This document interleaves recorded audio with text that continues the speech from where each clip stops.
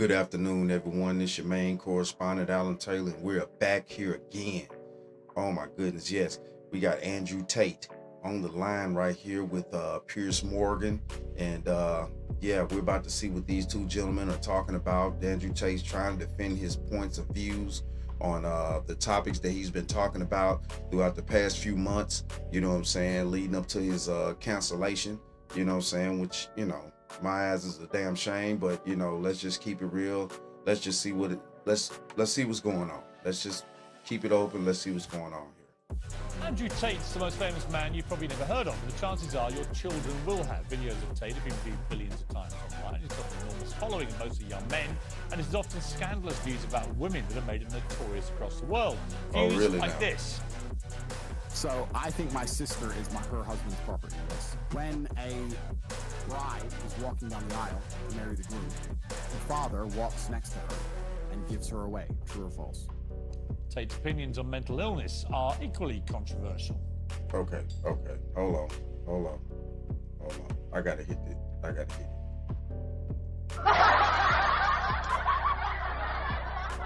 Okay, this for all you crazy people out there, you know what I'm saying, that does not understand how it works. Yes. As a father of a young lady, you know what I'm saying, when you walk beside your daughter and you go to give your daughter away, that means you're giving her away to a man that you know that you can trust is going to take care of her. You know what I'm saying? Not just some bumbling idiot. Okay?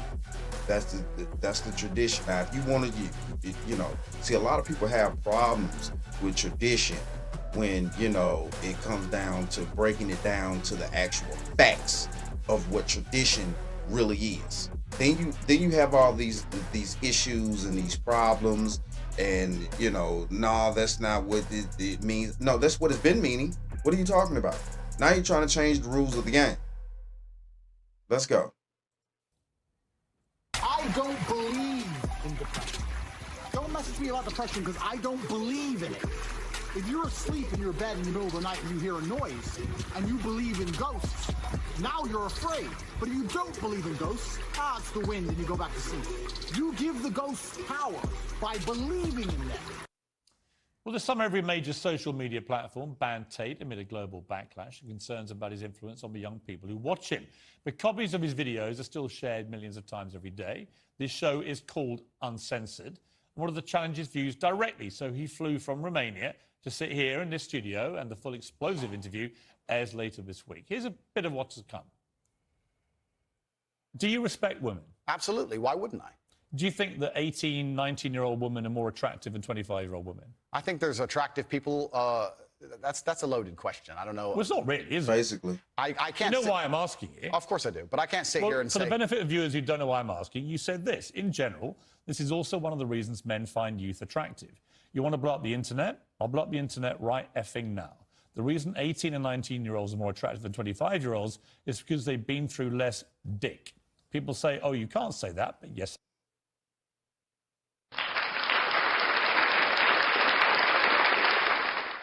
Yes. You know what I'm saying? And at the end of the day, that's kind of what it is. It is what it is. You know, nobody's sitting here disputing that. You know, yes, I've, you know, tried very hard myself to keep my daughter a virgin as long as possible. You know what I'm saying?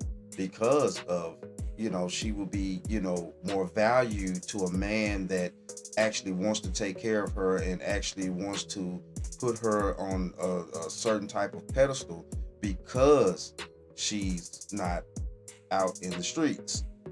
That's just the facts.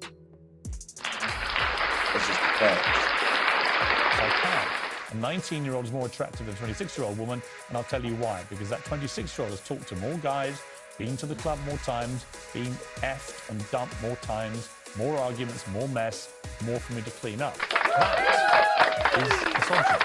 Why? Because you are encouraging a mindset about 25-year-old women that makes them sound out to be infinitely less desirable than 18, 19-year-olds, and having effectively been having too much sex to be taken in a more respectful way. That would, well, firstly, even if that was the case, that wouldn't be misogyny. But what did you mean by what you said? That's not misogyny because it's not anti-women. I'm saying that an 18 or a 19-year-old woman would be more desirable. Pretty anti-25-year-old woman. Anti-25-year-old women we can argue, but not misogyny. Well, that's misogyny. No, it's not. Being anti any woman at all is misogyny. Not when I'm saying that women are beautiful and attractive at a certain age and saying the age. You're saying 18, 19-year-olds are more attractive than 25. Well, then ageist perhaps, but misogynistic absolutely Is that not. when but you Right. just accepted it was? Right.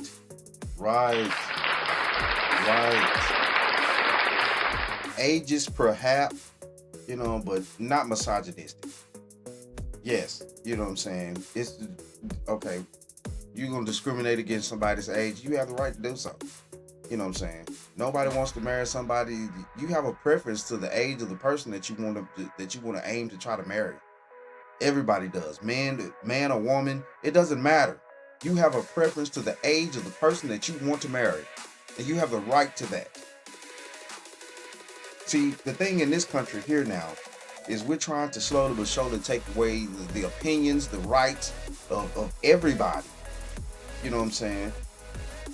Slowly but surely. Women not seeing it yet, but slowly but surely their opinions and their rights are going to start being taken away too. Watch what I'm telling you. It's misogyny. No, I didn't. You said it was misogyny. I'm telling you, no, it's not. But if a 26-year-old woman is watching this and has heard those comments, It starts with the you men. should just say to her, look, I'm sorry, I shouldn't have said that. No, I won't. I will say that I am sorry that offends you. However, there's a large contingent of the world. That doesn't mean you're sorry. No, I'm not sorry. That's the point I'm making. I'm sorry that offends you. However, there's a large contingent of the world that believe that, and I was mediating for a conversation. Parts of the world that believe that about 26-year-old women are parts of the world where women are not allowed out on their own. That's a conversation. They have to now. wear full burqas. Well, that's a conversation. See, here we go. Now you want to go into the countries where the men, basically he's going into the countries where the men, you know, have their women to cover up. You know what I'm saying? The covering up of a woman is to keep her chastity, to keep her, to basically keep her soul intact. You know what I'm saying? It's a very beautiful thing. It's a very beautiful thing. And that's what a lot that we've lost in this country. You know what I'm saying? Because if we go back, you know, 60, 70, 80 years ago, women covered up. Not necessarily they necessarily did not wear the hijab like women in other countries and things like that, but they were fully covered. You know what I'm saying? Most dresses did not come above knee level. Period. They never did come above knee level and were not very tight. And that's just the truth. That's just the truth, man. That's just the truth. Not allowed to drive cars. That's nothing to do with it. But is that the kind of world for women that you I was mediating afford? a conversation. No, I'm asking you what you think.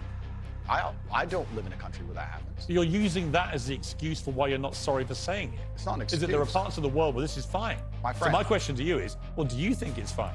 I don't think it's fine. I live in a world where You don't think it's fine? Okay. First of all, when you ask a question, will you please allow people to fucking answer? It makes no damn sense. Will you please allow people to answer? the reason This I isn't that hard, Andrew. You can simply say, Piers, you know what? With It's hard because you're not allowing anybody to answer, old man. the benefit of hindsight, I wish I hadn't said it like that. And if a 26-year-old woman's watching, I'm sorry I said that, because that actually is blatantly misogynist. And even though that's a view held by other parts of the world, it's not a view I share. Now, I would respect you more if you said that. Yeah. Than if you try and say, well, it's said in other parts of the world, so I'm not sorry. I think But that doesn't tell me what you think. then you need to understand why my content existed in the first place. My content existed because I tried my very hardest to be an absolute and utter realist, especially with uncomfortable truths. I was pointing out that very uncomfortable. Is that a truth? It's an uncomfortable truth in many parts of the world. It's In not a many truth parts. that I'm happy about. An inquest this week found that a 14-year-old girl, Molly Russell, died from an act of self-harm while suffering from depression and the negative effects of online content. The coroner said she was exposed to material that may have influenced her in a negative way, and in addition, what started as depression and become a much more serious depressive illness, and she very sadly took her life. That's absolutely disgusting. Right. Her father, It's terrible. her father's campaign for better protections against potentially dangerous social media algorithms, right? It says that the particularly graphic content she saw romanticized acts of self-harm, normalized her condition, and focused on a limited... Okay. So first of all, let's get to the root of the situation with this particular situation that's being talked about right here, right now. You know what I'm saying? What content was this young lady watching? You know what I'm saying? To push her over the edge like that. And yes, I definitely 100% agree. This is a sad situation. No child should be exposed to anything that's going to allow them to be in a compromising situation like that. That's going to bring them down, bring their self-esteem down, or anything like that. I do not agree with that type of content. I don't like that type of content. That is not what life is about. You know what I'm saying? It should be removed immediately from any type of surface of the internet, and that's just the truth. An irrational view without any counterbalance of normality. First of all, what is your response to that? Nothing to do with you. Yeah, that's the is. first thing. Yeah, it is nothing to do with me. The fact that a 14-year-old girl took her life is truly sad. The world we live in today is the world we live in. The fact that something like that happened is almost mind-blowing to me. That's truly sad. I actually feel sad inside to see something like that. What has come clear to me in the interview is that a lot of things you say you wouldn't say now that you've said before. Well, so I'd say it differently, perhaps. Yeah, right. So to me, that's an acceptance. Not just that you want to get back on platforms, because maybe that was one of the reasons you were no platform, but that you've recognized and understood the potential harm to the wrong kind of impressionable mind by some of the things you've said. Would that be fair? I think that's 80% fair. I recognize and understand that with massive fame, you have to be more careful about being misconstrued. Like I said earlier, 1% of people misunderstanding you doesn't matter with a small audience. It matters with a very large audience. With power comes responsibility. I still believe the things I say. I do not want to be a negative force for the world. I also understand that I am a man who's lived a very difficult, nuanced life, and I am capable of making nuanced points that may be misunderstood by teenagers. However, that can be said about anybody and everything. Every opinion online can be misunderstood by children. Trying to protect children from the internet is a very interesting subject in and of itself, because I would argue that 80% of the content on the internet can be negative or detrimental to a young mind that doesn't understand the world. And that's it, and that's just the truth. That is just the truth. That is the truth. You know what I'm saying? It's so much negative content coming out on the internet, you know what I'm saying, that a lot of us don't even have a clue, you know, about it, because, you know what I'm saying, yeah, nobody can follow every single thing that's going on the internet 24 hours a day. Okay? Nobody can. So, you know, to have this negative, you know, content out there for our young people to see, you know, is truly hurtful. It's truly sad. It's really no reason, and there's no room for it, to be honest with you. If we really go head on and want to get rid of it, there's really no room for it. You know, I hate it, and I would, you know, prefer that, you know, it be removed. But, you know, it's all about it's so much freedom on the internet to certain degrees, till it's kind of hard to regulate, you know, what would be free speech versus what's hate speech versus what's actual egregious content, you know. And due to we're in the beginning stages of this internet and this, you know, social media, because yes, we are in the beginning stages of this social media. We are the beginners of this. You know, social media has not been around for 40 years. So, you know, we are in the beginning stages of social media. So yes, right now it's hard to regulate, you know, what's this and what's that, and what should be taken off and what really shouldn't, because you actually trying to get rid of people, you know, get rid of free speech versus getting rid of, you know, like I said, egregious things that are very overwhelmingly toxic to people and overwhelmingly hurtful and harmful to children and adults alike. So it's, you know, it's very touching. It's very touching though. It's very touching though. But, you know, I'd like to thank y'all for tuning in. Please like, share, subscribe. Always show me some love. This your main man. I mean, this your correspondent, Alan Taylor, out here. And, yeah, that, my friends, is the bottom line.